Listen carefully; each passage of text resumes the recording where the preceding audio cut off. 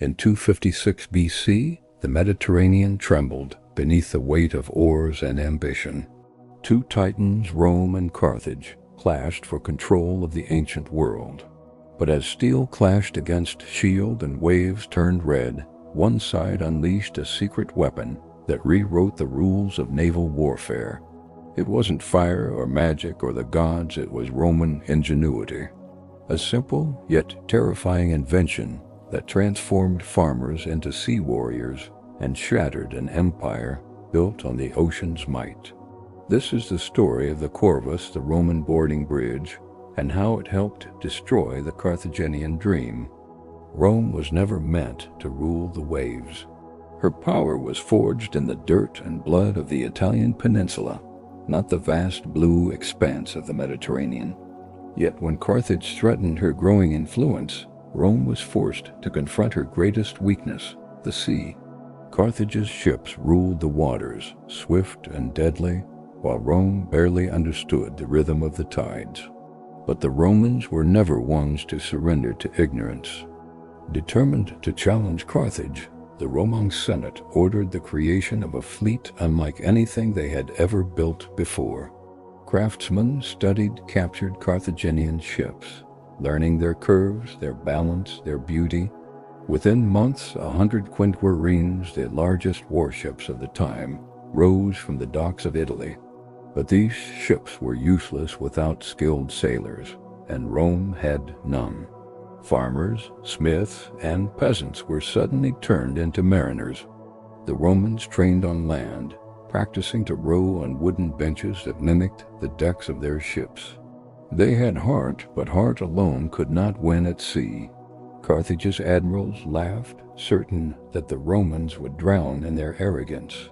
Yet behind closed doors, Roman engineers were crafting something new, a device so radical it would make the sea itself seem like solid ground. For centuries, Carthage had ruled the Mediterranean. Their empire was built not on swords but on sails. They had mastered the art of shipbuilding and navigation, and their ports glimmered like jewels along Africa's coast. Their navy was not just powerful, it was legendary. Commanders like Hamilcar Barca, the father of Hannibal, believed the sea was their fortress. The Carthaginians had no equal on water. Their ships moved like predators, slicing through the waves, armed with deadly bronze rams.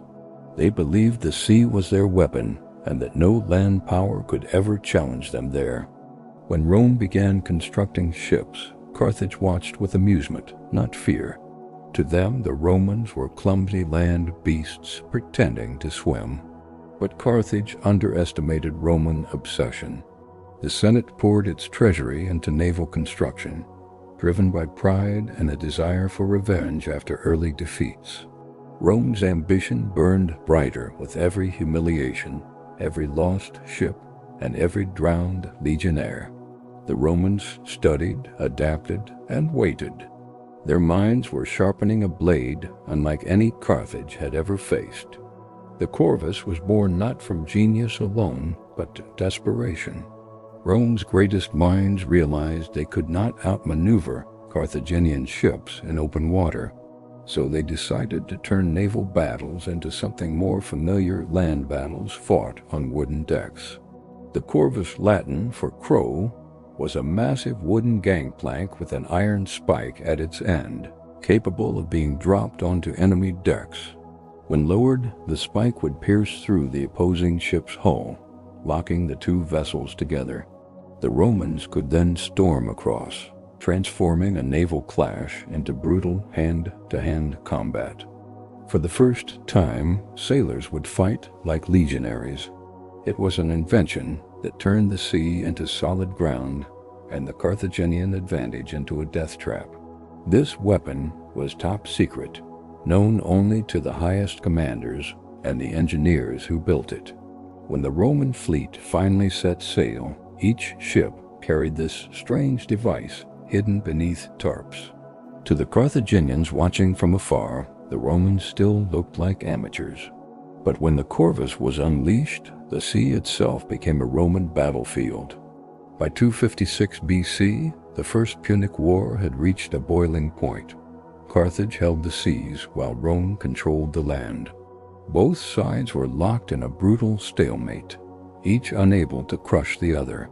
Then Rome made a bold decision to invade Africa itself. The Senate approved an armada of over 330 warships carrying 140,000 men, one of the largest naval forces ever assembled. At the head of this fleet stood consuls Marcus Regulus and Lucius Manlius Vulso. Their mission was not merely to win a battle, but to end a war. They would sail south, crush Carthage's navy, and strike the heart of the empire. It was a gamble that could win Rome eternal glory or annihilation. The Carthaginians, led by Hamilcar and Hanno, moved to intercept them near the coast of Sicily. They brought 350 ships, confident that their experience and agility would deliver another easy victory. They didn't know that Rome was bringing a secret weapon that would erase centuries of Carthaginian naval supremacy in a single day. The two fleets met off the southern coast of Sicily, near a promontory called Ecnomus. The sea was calm, the sky clear, and the wind steady, a perfect day for a naval slaughter. The Carthaginians arranged their fleet in a massive crescent formation, intending to encircle and crush the Romans from all sides. The Romans countered with a formation shaped like a wedge, with Regulus and Vulso at the front. Their goal was simple: strike through the Carthaginian center and split their line in two. As the drums began to beat, the horizon filled with motion, hundreds of oars striking the sea in rhythm, banners snapping, trumpets screaming. The greatest naval battle of the ancient world had begun. The first collision was a thunderclap of wood and bronze. Carthaginian ships, sleek and swift, rammed into Roman hulls, splintering decks. The Romans seemed clumsy, slow until the Corvus fell. Iron spikes slammed down, locking the ships together. Roman soldiers roared as they stormed across the bridges, turning the sea into a floating battlefield of swords and screams. At first, the Carthaginians were shocked. Their ramming tactics failed, their ships were trapped, their mobility gone. Roman marines, armored and disciplined, cut down Carthaginian crews with ruthless precision. Where once Carthage had relied on speed, they now found themselves ensnared by Roman steel. The Corvus had turned their strength into weakness. Hamilcar tried to adapt. He ordered his ships to attack from the flanks, hoping to avoid the deadly boarding bridges. But the Romans adjusted, rotating their vessels to face the attackers, locking them in place once again. Each time the Corvus fell, another Carthaginian ship died. The sea became a graveyard of splintered hulls. By midday, the tide of battle had turned completely. The Carthaginian crescent was broken, its center shattered.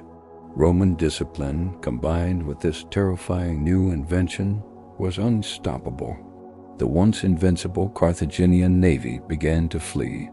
As the sun rose higher, the waters near Ecnomus shimmered with oil, blood, and floating wreckage. The Romans, unrelenting, pursued the Carthaginians across the sea. Every time an enemy ship tried to flee, a Corvus slammed down, dragging it back into combat. The Roman soldiers fought like wolves, hungry for vengeance and victory. The Carthaginian admirals tried to rally their men, but confusion reigned. The cries of the dying echoed across the waves, and the smell of burning wood filled the air. Ships collided, tangled in a deadly embrace. The sea itself seemed to boil with destruction. What had begun as a naval duel had become an apocalypse. When the smoke cleared, Carthage had lost nearly half its fleet, over 90 ships sunk or captured. Tens of thousands of sailors and soldiers were dead or taken prisoner. The Romans, against all odds, had achieved the impossible. The sea, once Carthage's domain, now belonged to Rome. With the Carthaginian navy crippled, Regulus led the invasion of Africa. The Roman legions landed near modern-day Tunisia, burning farms and besieging cities. Carthage panicked.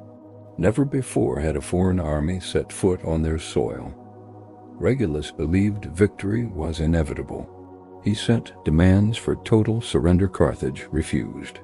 For a time, Regulus' campaign succeeded.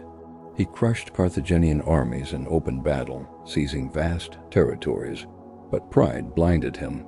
Carthage regrouped, hiring Spartan mercenaries and adopting new tactics.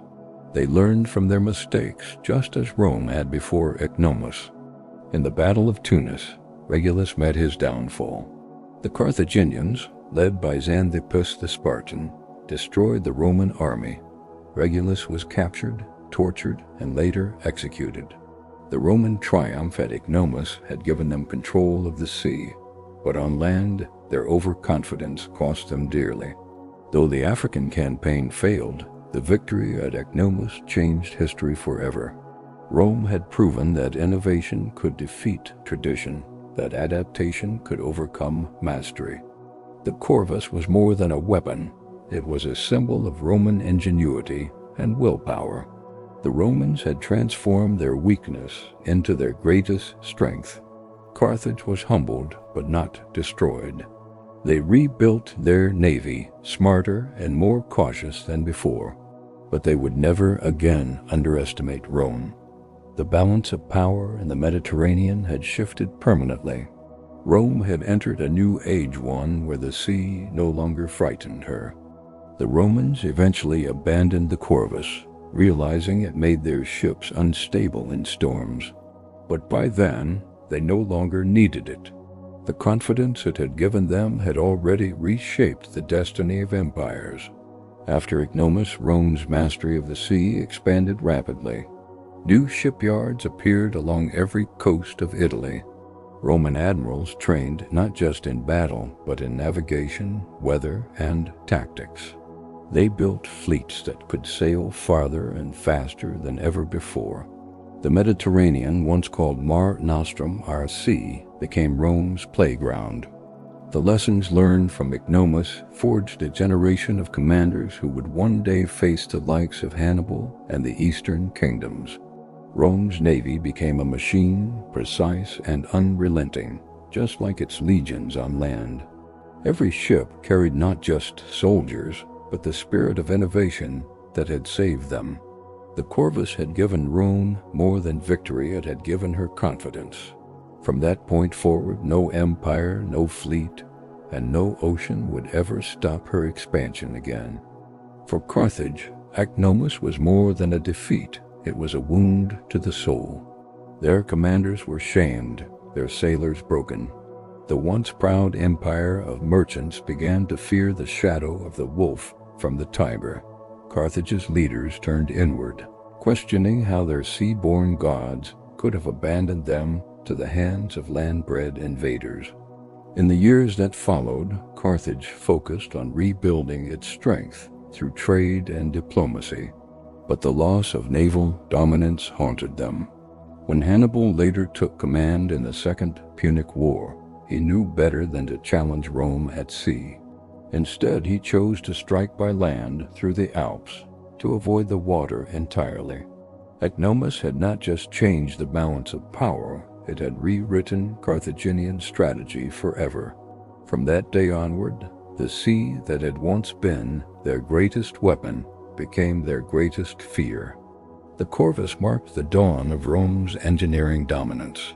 It was the first in a long line of innovations that defined Roman warfare: siege towers, ballistae, aqueducts, and fortifications that would last for millennia.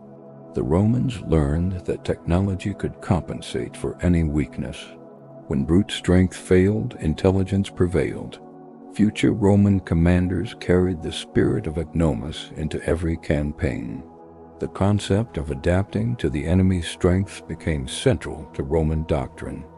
Whether facing Greek phalanxes, Parthian cavalry, or Germanic tribes, Rome always found a way to turn the enemy's advantage into a liability. The Corvus was eventually forgotten, but its lesson never was. that innovation wins wars as surely as courage does. Despite its scale, the Battle of Ecnomus faded from memory. Historians later focused on Hannibal's campaigns or Julius Caesar's conquests, forgetting that Ecnomus was one of the largest naval battles in human history. Yet in its waves, Rome's destiny was sealed. Without Ecnomus, there might never have been an empire. The battle proved that no challenge was too great for the Romans when their survival was at stake. It showed the world that technology could topple even the most ancient powers. Ecnomus was not just a battle between ships, it was a battle between old and new worlds, and in that clash the new world won. Though centuries passed, the spirit of the Corvus lived on in Roman innovation. From the bridges of Caesar to the war machines of Trajan, Rome continued to rely on invention to conquer. Even after the empire fell, the idea that technology could level the battlefield endured. Modern engineers still study the simplicity and effectiveness of the Corvus. In many ways, the Corvus was the first step toward the mechanized warfare of later ages. It was proof that human creativity was the greatest weapon of all. Rome's victory at Ecnomus was not just a triumph of arms, but of the mind. The sea that once divided nations became, through Roman mastery, the very thing that connected their empire together. The Battle of Ecnomus was more than a military engagement, it was a transformation. A nation of farmers became a naval empire, and a republic of citizens became a superpower, all because of a plank of wood, an iron spike, and the courage to think differently. The Corvus was not just a weapon, it was an idea that conquered the seas. Rome's rise was not written by fate or the gods, but by human hands, minds, and the will to survive. Every empire that followed borrowed from that same lesson. Innovation, discipline, and adaptation would always triumph over complacency and tradition. And so the secret Roman weapon that destroyed an empire became the foundation for another that would rule the known world for centuries. The waves off Ecnomus still whisper of that day in 256 BC turned Roman. The Corvus may have rusted into history, but its legacy endures in every invention that turned weakness into strength. Rome's victory was not luck. It was intellect, courage, and the refusal to bow before the impossible. In the end, Carthage's empire sank beneath the weight of its own arrogance, while Rome sailed on guided by the genius of a simple wooden bridge that changed the world forever.